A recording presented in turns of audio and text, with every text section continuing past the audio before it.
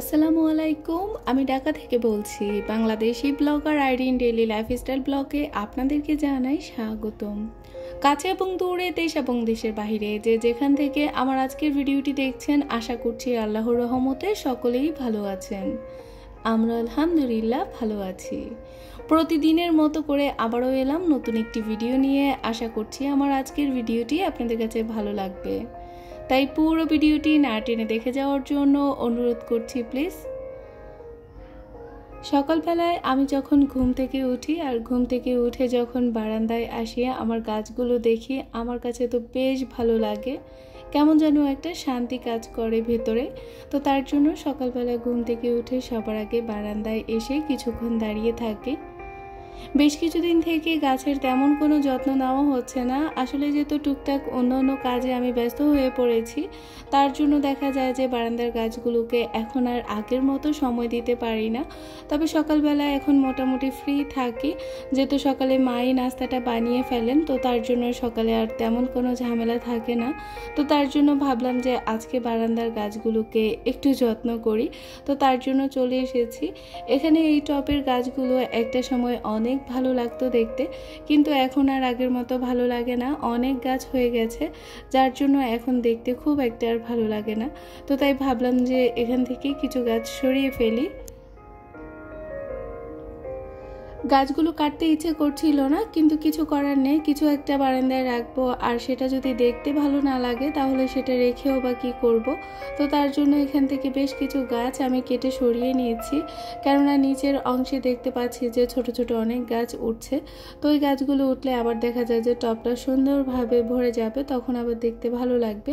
প্রথম কয়েকদিন হয়তো একটু দেখতে ভালো লাগবে না, তারপর আবার আস্তে আস্তে ঠিক হয়ে যাবে।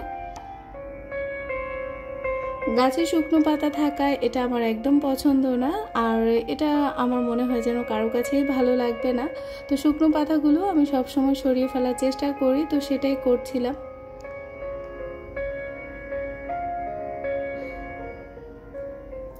আজকের ভিডিওটা আমি বারান্দা থেকেই শুরু করেছি, জানি না আপনাদের কাছে কেমন লাগবে, তবে ভিডিও শুরুতেই সেই পূর্ণ রিকোয়েস্টই করতে চাচ্ছি, যারা অলরেডি আমার ভিডিওটি দেখা শুরু করে দিয়েছেন, প্লিজ ভিডিওটি দেখা মাত্রই একটি লাইক দিয়ে দেবেন, কেননা আপনাদের একটি লাইক কিন্তু আমার ভিডিওটাকে আরও অনেকের কাছে পৌঁছে দিতে সাহায্য করবে, এতে করে আমি অনেক বেশি উপকৃত হব। আর কাজটি যদি অলরেডি আপনারা করে থাকেন, আপনাদেরকে জানাই অসংখ্য ধন্যবাদ।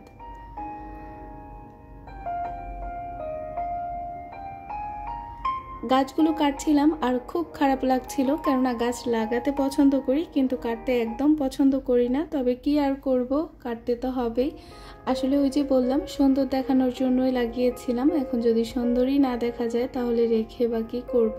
তো তার জন্য বেশ কিছু গাছ আমি এখান থেকে কেটে তারপর ফেলে দিচ্ছি।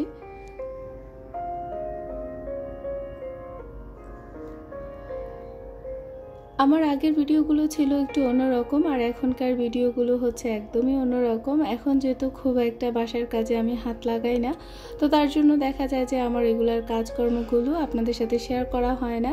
এছাড়া কেন জানি এখন আর আগের মতো কাজকর্ম অন ক্যামেরায় করতে ভালো লাগে না, তো যে কাজগুলো টুকটাক আসলে করে ফেলি ওইগুলো আমি অফ ক্যামেরায় করি। আজকাল আর ক্যামেরার সামনে কাজ করতে ভালো লাগছে না, তবে কি করব, এত কষ্ট করে একটা চ্যানেল দাঁড় করিয়েছি আর সেটাকে আবার বন্ধ করে দেব সেটাও সম্ভব না। এই কাপগুলো আমার কিছুদিন আগে ফেটে গিয়েছিল পড়ে কোনো একটা দুর্ঘটনায়, তো তার জন্য এগুলোকে আর ফেলে দেইনি, যদি একেবারে ভেঙে যেত তাহলে ফেলে দিতাম। তো ভাবলাম যে এগুলোকে ফেলে দেবো না, ফেলে দেওয়া জিনিস দিয়ে তো দেখি যে আমার অনেক আপু অনেক সুন্দর সুন্দর কাজ করেন, তো তার জন্য আমিও চলে এসেছি এখানে ফেলে দেওয়া জিনিস দিয়ে কিছু কাজ করার জন্য। তো এখানে ভাবলাম যে কাপগুলোতে আমি গাছ লাগিয়ে দেই, এতে করে দেখতেও ভালো লাগবে। তো যেহেতু এখন নতুন গাছ লাগিয়েছি, তাই আপাতত এটাকে বারান্দায় রাখবো, যখন গাছগুলো সুন্দরভাবে তাজা হয়ে যাবে তখন বাসার কোনো না কোনো একটা ক্যাবিনেটের মধ্যে আমি এটা সেট আপ করে দেব। অফ ক্যামেরায় নাস্তা খেয়ে তারপর সোজা আয়নকে নিয়ে স্কুলে চলে এসেছি। আয়নের পরীক্ষা চলছে, তো উপরে ও পরীক্ষা দিচ্ছে আর ওকে তো আমি খুব একটা চোখের আড়াল করি না। তবে গত 2 দিন থেকে ওকে উপরে রেখে আমি নিচে এসে বসে থাকছি, তবে ভিতরে খুব টেনশনও করছি। এমন জায়গায় এসে বসেছি যাতে করে আমার ছেলেটা দরজা দিয়ে বের হওয়ার সাথে সাথে আমি মা হিসেবে সেটা দেখতে পাই। আসলে শুরুতে যখন আমরা বাচ্চাদেরকে স্কুলে দেই আমার মনে হয় যেন প্রত্যেকটা মায়ের মধ্যে অনেক বেশি টেনশন কাজ করে, তো সেটা আমার মধ্যেও কাজ করছে। তবে এখন আস্তে আস্তে করে সেই টেনশনটা অনেকটাই কমে যাচ্ছে, যেহেতু এখন রেগুলার স্কুলে আসছে আর আস্তে আস্তে অনেকের সাথে পরিচয় হচ্ছে, আসা যাওয়া হচ্ছে, তো তার জন্য এখন আস্তে আস্তে করে অনেকটাই রিল্যাক্স হচ্ছি। তো আমি এই তো মাঠের একটা কর্নারে বসে আছি, আর ছেলের পরীক্ষা হলে আবারও বাসায় চলে যাব।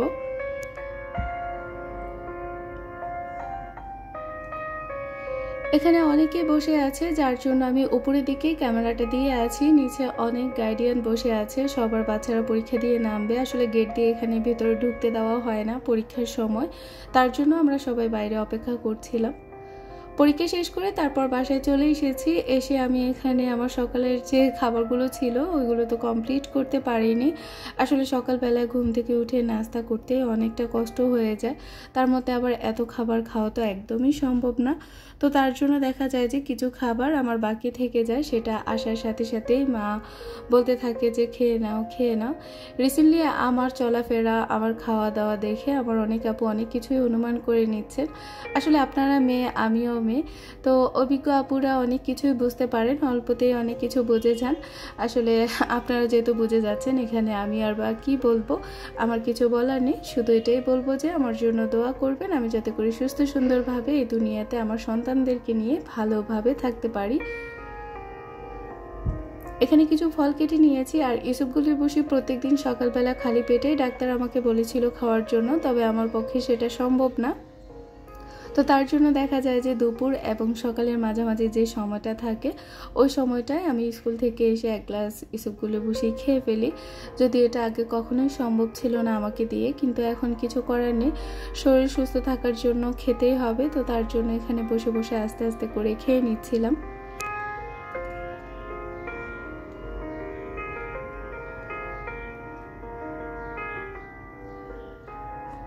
আমি জানি না আজকের ভিডিওটা এখনও কারা কারা দেখছেন, তবে যারা যারা এখনও আমার সাথে আছেন আপনাদেরকে আবারও বলছি, প্লিজ ভিডিওর কোনো অংশ ভালো লাগলে অবশ্যই একটি লাইক দিয়ে দেবেন।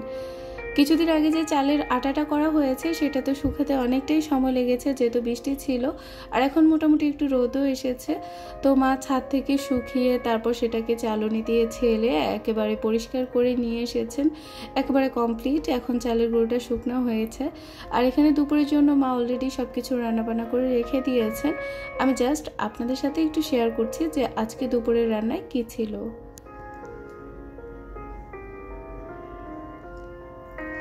যারা যারা আমার চ্যানেলে আজকে প্রথম এসেছেন, আমার ভিডিওটি আজকে প্রথম দেখছেন, কিংবা আমার কথা আজকে প্রথম শুনছেন, আমার কোনো কাজ কিংবা আমার কোনো কথা যদি একটু হলেও আপনার কাছে ভালো লেগে থাকে, তাহলে আপনাকে রিকোয়েস্ট করব প্লিজ অবশ্যই আমার ছোট চ্যানেলটিকে সাবস্ক্রাইব করে আমার সাথে থাকবেন। পাশে থাকা বেল বাটনের অল অপশনটি অবশ্যই প্রেস করে রাখবেন, এতে করে আমার নিত্য নতুন ভিডিওটি ছাড়া মাত্র নোটিফিকেশন পৌঁছে যাবে আপনার কাছে। আর কাজটি যদি অলরেডি আপনি করে থাকেন, আপনাকে জানাই অসংখ্য ধন্যবাদ। তো মিষ্টি কুমড়া ভাজি তো আমার অনেক পছন্দ, তার জন্য মা একটু মিষ্টি কুমড়া ভাজি করেছে, আর সাথে ঢেঁড়স ভাজি, আর ছিল হচ্ছে ডাটা দিয়ে, মাছ দিয়ে, আলু দিয়ে, নারকেল বাটা দিয়ে করে নিয়েছে। তো এই তো আজকে দুপুরের খাবার আয়োজনে এতটুকুই ছিল, এটা অল্প করে আপনাদের সাথে একটু শেয়ার করে নিলাম।